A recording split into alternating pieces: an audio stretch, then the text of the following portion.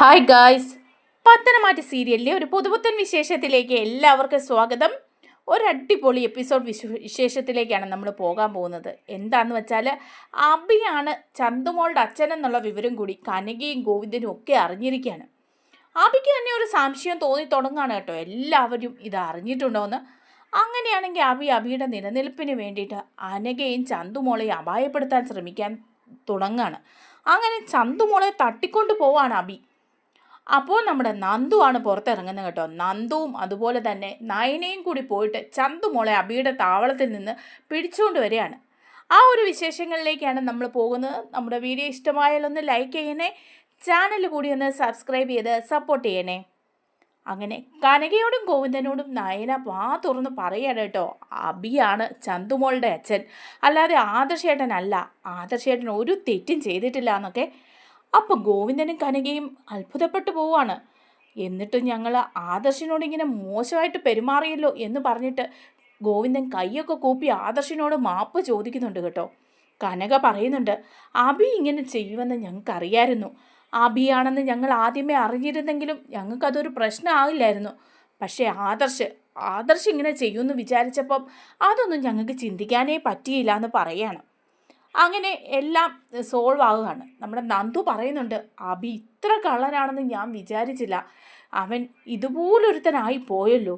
ഇനി ഏതെങ്കിലും കേസിൻ്റെ പുറകെ എനിക്ക് അവനെ കയ്യിൽ കിട്ടും, അന്ന് അവൻ ചോര തുപ്പും എന്ന് പറയാണ് കേട്ടോ നന്ദു. അങ്ങനെ നന്ദുവിൻ്റെ മനസ്സിൽ അബിയോടുള്ള ദേഷ്യം നന്നായിട്ട് കൂടിയിട്ടുണ്ട്.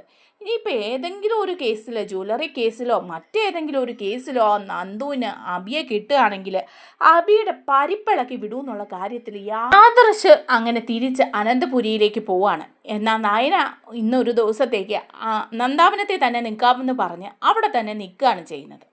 അപ്പോഴും നയന സംസാരിക്കുന്നുണ്ട് ഗോവിന്ദനോടും കനകയോടും ഈ കാര്യത്തെക്കുറിച്ചിട്ടൊക്കെ. അപ്പോൾ നന്ദുവും പറയാണ്, ശരിയാണ്, നവ്യേച്ചിയുടെ കഷ്ടകാലമാണ് അബിയെ വിവാഹം കഴിച്ചത്. അപ്പം പറയുന്നുണ്ട് കനക, എൻ്റെ മോൾ ഒരുപാട് വിശ്വസിക്കുന്നുണ്ട് ഇപ്പോൾ അവനെ. അവൾ ഈ ബഹളമൊക്കെ വയ്ക്കുന്നുണ്ടെന്നേ ഉള്ളൂ. അവളുടെ മനസ്സിൽ ഭയങ്കരമായിട്ട് വിഷമമുണ്ട്. ഇപ്പോൾ അബി അവളെ സ്നേഹിക്കുന്നുണ്ടെന്നുള്ളൊരു ചിന്ത അവളുടെ മനസ്സിലുണ്ട്. ആ സമയത്ത് ഇങ്ങനൊരു ചതി അവൻ ചെയ്തെന്നറിഞ്ഞാൽ എന്തായിരിക്കും അവസ്ഥ എന്നൊക്കെ ഇങ്ങനെ വിചാരിക്കുകയാണ് കേട്ടോ നമ്മുടെ കനക.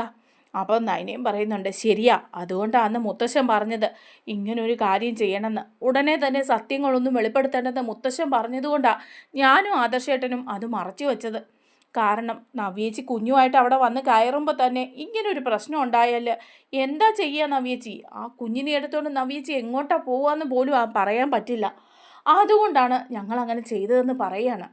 അപ്പോൾ ഗോവിന്ദനും കനകയും പറയാം, ഇപ്പം മനസ്സിനൊക്കെ കുറച്ചൊരു ആശ്വാസമായി. അബി അങ്ങനെ ചെയ്തെങ്കിലും അബിയുടെ ജീവിതം അങ്ങനെയൊക്കെ ആയെങ്കിലും പക്ഷേ ആദർശിനെക്കുറിച്ച് അങ്ങനെ ചിന്തിക്കാൻ പോലും ഞങ്ങൾക്ക് പറ്റിയിരുന്നില്ല എന്ന് പറയാണ്. ആദർശ് ചെല്ലുകയാണ് അനന്തപുരിയിൽ. അവളെ ചെല്ലുമ്പം നമ്മുടെ നവ്യ ചോദിക്കുകയാണ്, എന്താ ഒറ്റയ്ക്കിങ്ങ് പോകുന്നത്? അവളെ അവിടെ പിടിച്ചു നിർത്തിയിട്ട് പോന്നോ? അവളവിടെ നിൽക്കുമായിരിക്കും അച്ഛൻ്റെ അമ്മയുടെ അടുത്ത് എന്തെങ്കിലുമൊക്കെ ന്യായീകരണം പറയാനായിട്ട് എന്നൊക്കെ പറയാണ്.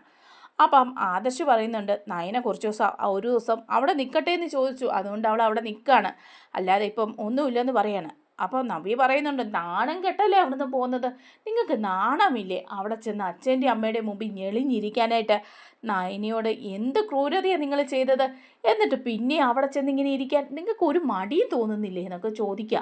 അപ്പോൾ അബിയും പറയുന്നുണ്ട് കേട്ടോ, അതെങ്ങനെയാ, നാണവും മാനവും ഉണ്ടെങ്കിലല്ലേ എന്നൊക്കെ ആദർശിനോട് പറയുമ്പോൾ ആദർശ് പറയാണ്, നീ കൂടുതലൊന്നും സംസാരിക്കരുത്, നീ കൂടുതൽ സംസാരിച്ചാൽ അടിച്ച് നിൻ്റെ കാരണം പൊളിക്കുമെന്ന് ആദർശ് പറയുന്നൊക്കെയുണ്ട്. അത് നവ്യയ്ക്കും ദേഷ്യം വരിക. നവ്യ പറയുക, എന്തിനാ അബിയെ അടിക്കുമെന്നൊക്കെ ഇപ്പം ഇങ്ങനെ പറയുന്നത്? അതിൻ്റെ ആവശ്യം എന്താ? എൻ്റെ അബി എന്താ ചെയ്തത് എന്നൊക്കെ ചോദിച്ചു നവ്യ അവിടെ തിളച്ച് നിൽക്കുകയാണ് കേട്ടോ. അതേസമയം നവ്യയ്ക്ക് ഇനി പണി കിട്ടാൻ പോകുന്നേ ഉള്ളെന്നുള്ള കാര്യം വരാനിരിക്കുന്നുള്ളൂ. ഇപ്പം നവ്യ ഈ തിളയ്ക്കുന്നതിൻ്റെയൊക്കെ പതുക്കെ തന്നെ പണി കിട്ടുകയും ചെയ്യും കേട്ടോ. എന്തായാലും ആദർശമൊന്നും മിണ്ടാതെ അകത്തേക്ക് കയറി അങ്ങ് പോവാണ്. അപ്പം ആദർശ് പോയി കഴിയുമ്പം നവ്യ ചെന്ന് അബിയോട് പറയുന്നുണ്ട്, എന്തിനാ വാ നയനെ അവിടെ നിൽക്കുന്നത്? ഇനി അച്ഛനെ അമ്മയെ പറഞ്ഞ് തിരിക്കാൻ വേണ്ടിയിട്ട് നിൽക്കുന്നതാണോ? വാ, എന്ത് ആയാലും സത്യം നമ്മുടെ ഭാഗത്തായതുകൊണ്ട് കുഴപ്പമില്ലെന്ന് നവ്യ പറയുക.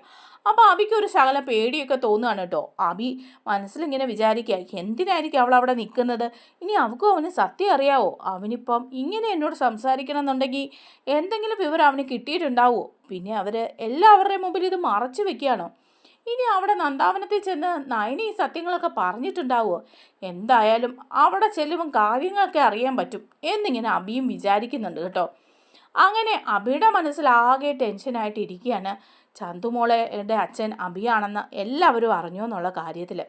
അങ്ങനെ അബിക്ക് ഈ സംശയം മാറ്റാനായിട്ട് അബി വീണ്ടും നന്ദാവനത്തിലേക്ക് ചെല്ലുകയാണ്. ചെന്ന് കഴിയുമ്പം ഗോവിന്ദൻ്റെയും കനകയുടെയും പെരുമാറ്റത്തിലൊക്കെ എന്തെങ്കിലും മാറ്റം ഉണ്ടെങ്കിൽ സത്യം എന്താണെന്ന് അവർ അറിഞ്ഞിട്ടുണ്ടാവുമെന്ന് അബിക്കറിയാം. അങ്ങനെ അബി അവിടെ ചെല്ലുമ്പോൾ തന്നെ ഗോവിന്ദനും കനകയും ചോദിക്കുന്നുണ്ട്, ആ അബിയോ എന്താ അബി തിരിച്ചു വന്നത്? പോയിട്ട് എന്തെങ്കിലും എടുക്കാൻ മറന്നോ എന്നൊക്കെ ചോദിക്കുക. ഇല്ല, ഒരു അത്യാവശ്യം ഉണ്ടായിരുന്നു, വെറുതെ ഞാൻ ഇതിലേ പോയപ്പം ഇങ്ങോട്ട് കയറിയെന്നേ ഉള്ളൂ എന്നൊക്കെ പറഞ്ഞ് ഉരുണ്ട് കളിക്കുകയാണ് അബി. അപ്പം നയനയെ അകത്തുണ്ട് കേട്ടോ. നേരം ചോദിക്കുന്നുണ്ട്, എന്താ നയനെ വീട്ടിലേക്ക് പോകാത്തത്? നയനെ എന്താ ആദർശ് ഇവിടെ നിർത്തിയിട്ട് പോയെന്ന് ചോദിക്കുക. അപ്പം നമ്മുടെ കനകയ്ക്കും ഗോവിന്ദനും നല്ല ദേഷ്യം വരുന്നുണ്ട് കേട്ടോ അബിയെ കാണുമ്പോൾ. പക്ഷെ അതൊന്നും പുറത്ത് കാണിക്കുന്നില്ല. പുറത്ത് കാണിച്ച എല്ലാ സത്യങ്ങളും പറഞ്ഞാൽ അത് നവ്യയും അറിയും. അപ്പോൾ അവരൊരു ഈർച്ചയോടുകൂടി തന്നെ പറയാണ്, അല്ല അത് നയന ഇവിടെ 2 ദിവസം നിന്നെന്ന് വെച്ച് കുഴപ്പമില്ലല്ലോ, നവ്യയോടും 2-3 ദിവസം ഇവിടെ നിൽക്കാൻ പറഞ്ഞതാ. പക്ഷേ അവൾ നിൽക്കുന്നില്ല എന്ന് പറഞ്ഞ് ദേഷ്യപ്പെട്ട് അങ്ങ് പോയിട്ടല്ലേ, ഇവിടെ 2 പേർക്ക് കൂടെ നിൽക്കാമായിരുന്നല്ലോ എന്നൊക്കെ പറയുക. അപ്പോൾ അബിക്ക് കാര്യം പിടികിട്ടുകയാണ് കേട്ടോ. നന്ദു ആണെങ്കിൽ അബിയെ കാണുമ്പോൾ ഒന്ന് കണ്ട ഭാവം പോലും വയ്ക്കാതെ അകത്തേക്ക് കയറി പോവാണ്. അപ്പോൾ ഇതെല്ലാം കൂടെ കാണുമ്പം അബിക്ക് ഏകദേശം ഒരു കാര്യമൊക്കെ പിടികിട്ടുകയാണ്. ഇവർക്ക് എന്തൊക്കെയോ മനസ്സിലായിട്ടുണ്ട്. താൻ തന്നെയാണ് ചന്തുമോളുടെ അച്ഛനെന്നുള്ള കാര്യം നയനയ്ക്കും ആദർശിനും മറ്റു ചിലർക്കൊക്കെ അറിയാം. പക്ഷേ നവ്യയുടെ മുമ്പിൽ അത് അവതരിപ്പിക്കാത്തതാണ്. എല്ലാവരുടെയും മുമ്പിൽ അത് പറഞ്ഞ നവ്യ എങ്ങനെ പ്രതികരിക്കുമെന്ന് അറിയാത്തത് കൊണ്ടാണ് എന്തെങ്കിലും ഇത് പുറത്തു വരികയും ചെയ്യുമെന്ന് അബിയുടെ മനസ്സിൽ ഇങ്ങനെ ചിന്ത വരിക. അപ്പോൾ അബി ശരി ഞാൻ പോട്ടെ എന്നൊക്കെ പറഞ്ഞിട്ട് അവിടുന്ന് നേരെ പോവാണ്. പോയിട്ട് സുഹൃത്തുക്കളെ കാണുകയാണ്. മറ്റേ എല്ലാ കാര്യങ്ങൾക്കും കൂട്ടു നിൽക്കുന്ന ആ കള്ളന്മാരെ, ആ ഗുണ്ടകളെ, അവരെ കണ്ട് സംസാരിക്കുക. എന്നിട്ട് പറയുന്നുണ്ട്, എടാ ചെറിയ പ്രശ്നമൊക്കെ ഉണ്ട് കേട്ടോ എന്ന് പറയാം. അപ്പോൾ അവർ ചോദിക്കും, എന്ത് പ്രശ്നം? ആ അനഘയ്ക്ക് ഒരനക്കവും ഇല്ല, അവൾ അങ്ങനെ ജീവശവം പോലെ തന്നെ കിടക്കുക. പിന്നെ ചാന്തുമോള്, ആ കൊച്ച് നിങ്ങളുടെ വീട്ടിൽ തന്നെ ഇല്ലേ? അതും അവിടെ ഉണ്ടല്ലോ. അതിനൊന്നും അറിയാൻ പ്രായമൊന്നും ആയിട്ടില്ല. പിന്നെ ഇപ്പം എന്താ പ്രശ്നം? ഒരു പ്രശ്നവും ഇല്ല. സാറിൻ്റെ ചേട്ടൻ ആ കൊച്ചിനെ ഏറ്റെടുത്തില്ലേ സ്വന്തം തന്തയാന്ന് പറഞ്ഞ്. അപ്പോൾ പിന്നെ കുഴപ്പമില്ല എന്നൊക്കെ അവർ പറഞ്ഞു കൊടുക്കുമ്പോഴും അവ പറയുക, അതല്ല, ആദർശിനും അതുപോലെ നയനിക്കും ഇക്കാര്യങ്ങളൊക്കെ അറിയാമോ എന്ന് എനിക്ക് സംശയമുണ്ട്. ഞാനാണ് ചന്തുമോളുടെ അച്ഛനെന്നുള്ള വിവരം അവരറിഞ്ഞിട്ടുണ്ടോ എന്ന് എനിക്കൊരു സംശയമുണ്ടെന്ന് പറയുക. അപ്പോൾ കൂടെയുള്ള ഉമ്മാർ പറയുന്നുണ്ട് കേട്ടോ, അതെങ്ങനെ അറിയാനാ? നമ്മളാരും ആരോടും പറഞ്ഞിട്ടില്ലല്ലോ, നമുക്ക് 3 പേർക്കും അല്ലേ അറിയുള്ളൂ. പിന്നെ ആ അനഘയ്ക്കും അവളത് വാതുറക്കുന്നുണ്ടോ? പിന്നെ എങ്ങനെ അവരറിയാനാ?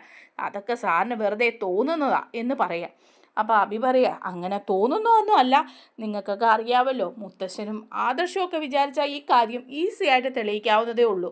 ഒരു DNA സാമ്പിൾ കൊടുത്തു കഴിഞ്ഞാൽ ആ കൊച്ചിൻ്റെ അച്ഛൻ ആരാണെന്നുള്ളത് മനസ്സിലാവും.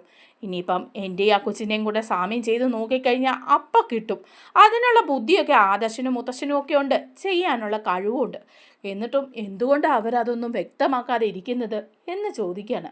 അപ്പോൾ അവർ പറയുന്നുണ്ട്, അത് സാറേ ഞങ്ങൾ ഒന്നാൾ ചോദിച്ചില്ലേ, സാറിനെ മുത്തശ്ശൻ വിചാരിച്ചാൽ ഇതൊക്കെ നിമിഷ നേരം കൊണ്ട് തെളിയിക്കാവുന്നല്ലേ ഉള്ളൂ. എന്നിട്ടും എന്തുകൊണ്ടാണ് അങ്ങനെ തെളിയിക്കാതെ സ്വന്തം കൊച്ചുമോളാണെന്നും പറഞ്ഞ് ആ കൊച്ചിനെ അവിടെ വളർത്തുന്നത്, ആദർശിൻ്റെ കുഞ്ഞാണെന്നും പറഞ്ഞ് അവരതിനെ ചേർത്ത് നിർത്തുന്നത് എന്നൊക്കെ ഞങ്ങൾ സംശയം ചോദിച്ചപ്പോൾ സാറ് പറഞ്ഞു, നിങ്ങളൊന്നും മിണ്ടാതിരിക്കുന്നുണ്ടോ, മനുഷ്യനെ സമാധാനം താ എന്നൊക്കെ പറഞ്ഞില്ലേ എന്ന് ചോദിക്കുക. അപ്പോൾ അബി പറയുന്നുണ്ട്, അതൊക്കെ ശരിയാ. ഇപ്പം ഞാൻ ആലോചിച്ചപ്പം അങ്ങനെ ചില കാര്യങ്ങൾ നടന്ന് മുത്തശ്ശനും മറ്റു ചിലരും ഒക്കെ ഈ സത്യങ്ങൾ അറിഞ്ഞിട്ടുണ്ടോ എന്ന് എനിക്കൊരു സംശയമുണ്ട്. അങ്ങനെയാണെങ്കിൽ ആകെ മൊത്തം പ്രശ്നമാകും. ഇനി ചന്തുമോളെയും അനഘയും കൂട്ടിച്ചേർത്ത് അതെൻ്റെ തലയിലേക്ക് വെച്ച് കെട്ടുമോ എന്നുള്ള കാര്യത്തിലേ സംശയമുള്ളൂ.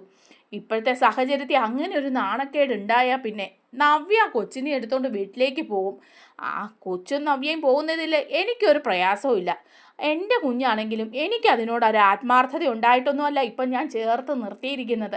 തൽക്കാലം ഇതിനൊക്കെ ഒരു മറ വേണം, അതിന് വേണ്ടിയിട്ട് മാത്രമാണ്. പക്ഷേ അവളിപ്പോൾ ഇറങ്ങിപ്പോയാൽ ഞാനും അനന്തപുരിയിൽ നിന്ന് പുറത്താവും എന്നുള്ളതിന് യാതൊരു സംശയമില്ല. അനന്തപുരിയിൽ നിന്നും ജുവലറിയിൽ നിന്നും ഒക്കെ പുറത്താവും. ഇപ്പോഴാണെങ്കിൽ ഒരു ബ്രാഞ്ചിൻ്റെ ചുമതല എന്നെ ഏൽപ്പിച്ചിരിക്കുക. നോക്കാൻ വേറെ ആളെ നിർത്തിയിട്ടുണ്ടെങ്കിൽ പോലും എനിക്ക് അതിൻ്റെ ഇടയിൽ കൂടെ ചില നേട്ടങ്ങളൊക്കെ ഉണ്ട്. ചെറിയ തോതിൽ ഞാനൊന്ന് പച്ച പിടിച്ച് വരുമായിരുന്നു. ഇപ്പം ഇനി ഉടനെ തന്നെ എന്നെ ഈ കൊച്ചിൻ്റെ പേരിൽ എല്ലാത്തിൽ നിന്നും അങ്ങ് ഇറക്കി വിട്ട് കഴിഞ്ഞാൽ പിന്നെ എന്താവും അവസ്ഥ? ഞാൻ വഴി കൂടി തെണ്ടി തിരിഞ്ഞ് നടക്കേണ്ടി വരും. അതുണ്ടാവാൻ പാടില്ല. നമുക്ക് ചില കാര്യങ്ങളൊക്കെ തീരുമാനിക്കണം എന്ന് പറയണം. അപ്പോൾ അവർ പറയുന്നുണ്ട്, എന്ത് കാര്യമാണ് സാറ് പറഞ്ഞു, ഞങ്ങളെല്ലാത്തിനും കൂടെ ഉണ്ടല്ലോ, ദേ ഇവിടം വരെ കൂടെയല്ലേ നിന്നത്. അപ്പോൾ അബി പറയാണ്, ശരിയാ, നമുക്ക് അനഘയെ അങ്ങ് തീർക്കണം. പിന്നെ ദേ ആ ചന്തുമോള്, ആ കൊച്ചും അനന്തപുരിയിൽ ഉണ്ടാവാൻ പാടില്ല. ആ കൊച്ച് അനന്തപുരിയിൽ നിൽക്കുന്നിടത്തോളം കാലം ഞാൻ സേഫല്ല. ആദർശും നയനയും ഒരുപാട് അതിനെ സ്നേഹിക്കുന്നുണ്ട്, സ്വന്തം കുഞ്ഞായിട്ടാണ് സ്നേഹിക്കുന്നത്. അതില്ലാതാക്കണം, അവരുടെ കയ്യിൽ നിന്ന് ആ കുട്ടിയെ നഷ്ടപ്പെടണം. അങ്ങനെയാവുമ്പോൾ പതുക്കെ പതുക്കെ എല്ലാവരും എല്ലാ കാര്യങ്ങളും അങ്ങ് മറന്നോളും എന്ന് പറയുമ്പോൾ അവർ ചോദിക്കുകയാണ്, അതെന്താ ചന്തുമോളെ കൂടി തട്ടിയെടുത്ത് കൊല്ലാനാണോ അബി തീരുമാനം എന്ന്? ആ കൊല്ലാനാണെങ്കിൽ കൊല്ലാൻ, എന്തെങ്കിലും ഒരു സാഹചര്യം വന്നാൽ ചിലപ്പോൾ ഞാനങ്ങ് തട്ടിക്കളയും. അയ്യോ സാറിൻ്റെ സ്വന്തം കുഞ്ഞല്ലേ, അപ്പോൾ പിന്നെ അതിനെ കൊല്ലണോ, മഹാപാപമല്ലേ സാറേ എന്നൊരുത്തൻ ചോദിക്കുക. അപ്പോൾ അബി പറയുന്നുണ്ട്, എന്ത് മഹാപാപം, എനിക്കങ്ങനെ മഹാപാപം നോട്ടമൊന്നുമില്ല. എൻ്റെ നിലനിൽപ്പ് അത് മാത്രമേ എനിക്ക് പ്രശ്നമുള്ളൂ. ആ കൊച്ചിനി എൻ്റെ നിലനിൽപ്പിന് തടസ്സമാണെങ്കിൽ അതിനെ ഞാനങ്ങ് കൊന്നു കളയും എന്ന് പറയുകയാണ്. അപ്പോൾ അവർ പറയുന്നുണ്ട്, എന്തായാലും ഞങ്ങൾ ഇങ്ങനെയുള്ള പരിപാടിയൊക്കെ ചെയ്യുന്നവരാ, അതുകൊണ്ട് ഞങ്ങൾക്ക് ഈ പാപനോട്ടം ഒന്നുമില്ല. ചെയ്യാൻ പറഞ്ഞ ആര് പണം തന്നാലും ഞങ്ങളതങ്ങ് ചെയ്യും എന്ന് പറയുക. അപ്പോൾ അബി പറയാം, ആദ്യമേ അവളെ കൊല്ലല്ല ചെയ്യേണ്ടത്, അവിടുന്ന് അനന്തപുരിയിൽ നിന്ന് തൽക്കാലത്തേക്ക് മാറ്റണം. ചന്തുമോൾ അനന്തപുരിയിൽ നിന്ന് അപ്രത്യക്ഷമാണ്. എന്നിട്ട് എല്ലാവരും അന്വേഷിക്കട്ടെ ചന്തുമോൾ ഇതിലേ പോയെന്ന്.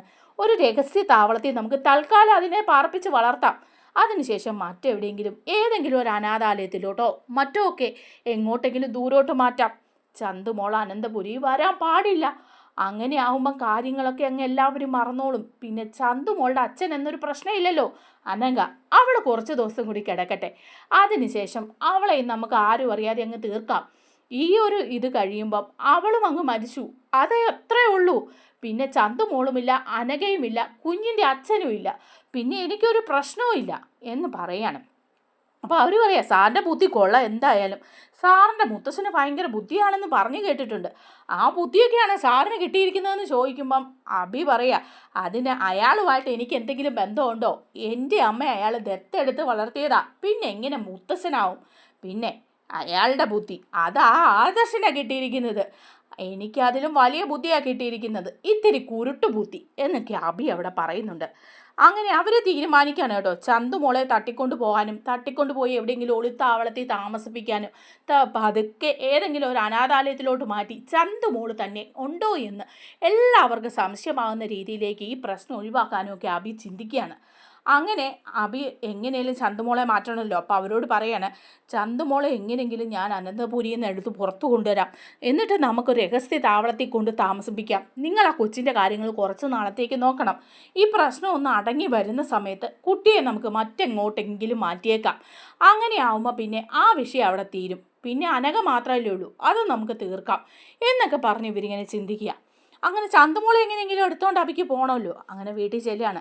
വീട്ടിൽ ചെന്ന് കഴിയുമ്പോഴേക്കും രാത്രിയാകുന്ന സമയത്ത് ചന്തുമോളാണെങ്കിൽ അവിടെ ഇരുന്ന് കളിക്കുകയാണ് കേട്ടോ.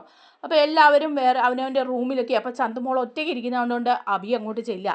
അബി ചെന്നിട്ട് ചോദിക്കുന്നുണ്ട്, ആഹാ മോളിരുന്ന് കളിക്കുകയാണോ, നല്ല ചോദിയാണല്ലോ, മോക്ക് കുഞ്ഞുവാവെ കാണണോ എന്ന് ചോദിക്കുക. അപ്പോൾ അബി അടുത്ത് ചെല്ലുമ്പോൾ തന്നെ ചന്തുമോൾക്ക് ഇഷ്ടമില്ല കേട്ടോ. ചന്തുമോൾക്ക് ഒരു പേടി പോലെയാണ്. ചന്തുമോൾ പറയുന്നുണ്ട്, അയ്യോ വേണ്ട, കുഞ്ഞുവാവെ കാണണം മോക്ക്, കുഞ്ഞുവാവയുടെ കൂടെ കളിക്കണോ എന്നൊക്കെ ചോദിക്കുമ്പം ചന്തുമോൾ പറയാം, വേണ്ട, ഞാൻ അങ്ങോട്ട് ചെല്ലുന്ന നവ്യാൻ്റിക്ക് ഇഷ്ടമല്ല, എന്നെ വഴക്ക് പറയും, കുഞ്ഞുവാവെ ഞാൻ ഉപദ്രവിക്കുമെന്ന് പറഞ്ഞ് എന്നെ തല്ലും, എനിക്ക് കാണണ്ട എന്ന് പറയാം. അപ്പോൾ അബി പറയാം, അയ്യോ അങ്ങനെ പറയാതെ, അങ്ങനെ ഒന്നും നവ്യാൻ്റി ചെയ്യല്ല, അങ്കിള് കൊണ്ട് കാണിക്കാമല്ലോ എന്ന് പറയാണ്.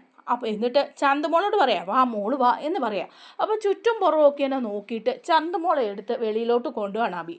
ആരും അതൊന്നും ശ്രദ്ധിക്കുന്നില്ല കേട്ടോ. അങ്ങനെ അബി നൈസായിട്ട് ചന്തുമോളെ ഗേറ്റിന് വെളിയിൽ കൊണ്ടുവന്ന് ഒരു കാറിലേക്ക് കയറ്റി വിടുകയാണ്.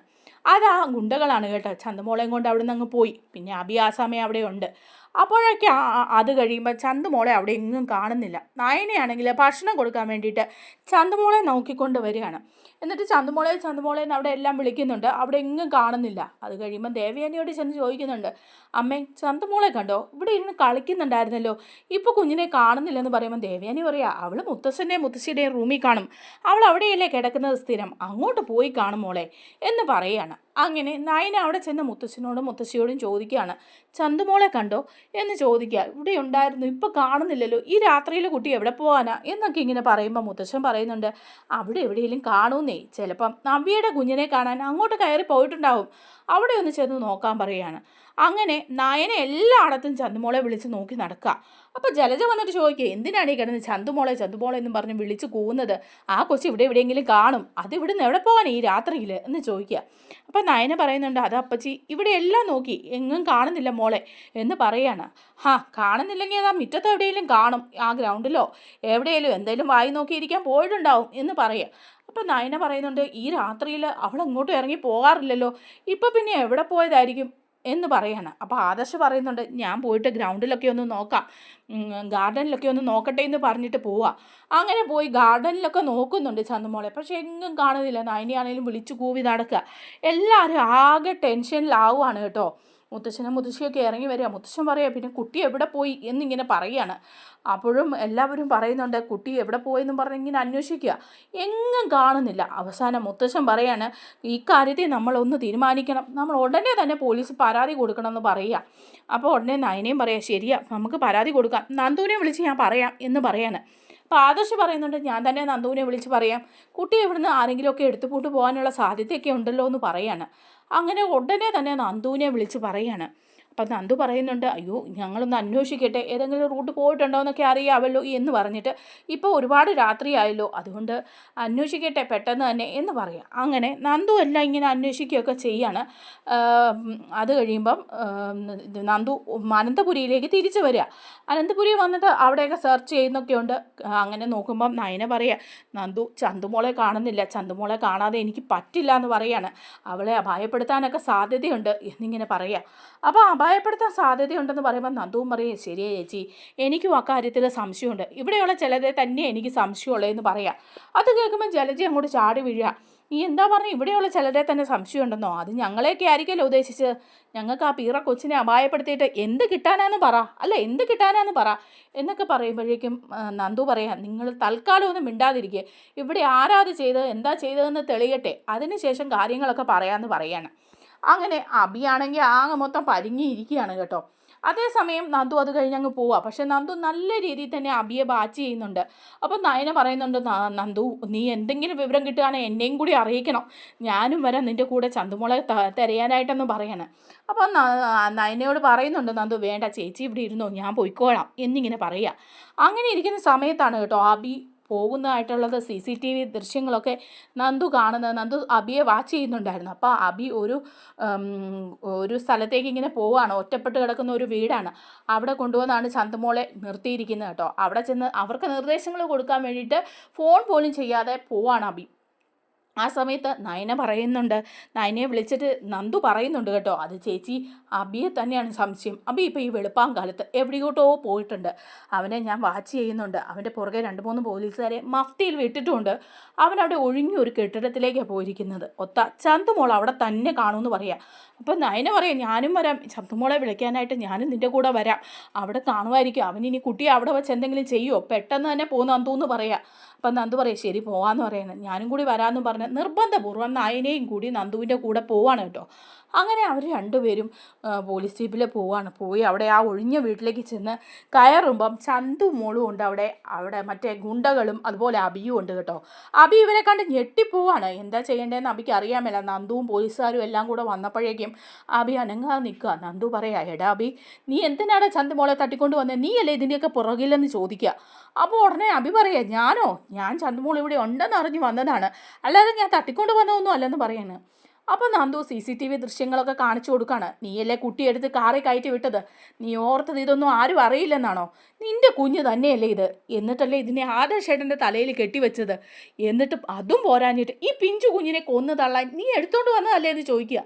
കൊല്ലാനോ, ഞാൻ അങ്ങനെയൊന്നും ഉദ്ദേശിച്ചേ ഇല്ല, ഇവരുടെ കയ്യിൽ നിന്ന് ഞാൻ രക്ഷിക്കുമായിരുന്നു, കള്ളത്തരം പറഞ്ഞുണ്ടല്ലോ, അടിച്ച് നിൻ്റെ ഷേപ്പ് മാറ്റുമെന്ന് പറഞ്ഞാൽ ഒറ്റ ഒരെണ്ണം കൊടുക്കുകയാണ് നന്ദു. എന്നിട്ട് പറയുന്നുണ്ട്, കയറിക്കോ ജീപ്പിലോട്ട്, ഈ പിഞ്ചു കുഞ്ഞിനെ ഇനി നീ തൊട്ടു പോകരുത്, അതിനെ എന്തെങ്കിലും ചെയ്യാൻ നീ ശ്രമിച്ചാലുണ്ടല്ലോ എന്ന് പറഞ്ഞ് നന്ദു പിടിച്ചോണ്ട് പോവാണ് കേട്ടോ അബിയുടെ ഗുണ്ടകളെ. അങ്ങനെ ചന്തുമോളെ അവിടെ നിന്ന് രക്ഷിച്ച് കൊണ്ടുവരികയാണ്. അങ്ങനെ എല്ലാവരും സത്യമൊക്കെ അറിയും. ചന്തുമോളെ തട്ടിക്കൊണ്ട് പോകുന്നതോടുകൂടി നവ്യക്കും കാര്യങ്ങളൊക്കെ പിടികിട്ടും കേട്ടോ. നമ്മുടെ വീഡിയോ ഇഷ്ടമായാലൊന്ന് ലൈക്ക് ചെയ്യണേ, ചാനൽ കൂടി ഒന്ന് സബ്സ്ക്രൈബ് ചെയ്ത് സപ്പോർട്ട് ചെയ്യണേ. താങ്ക്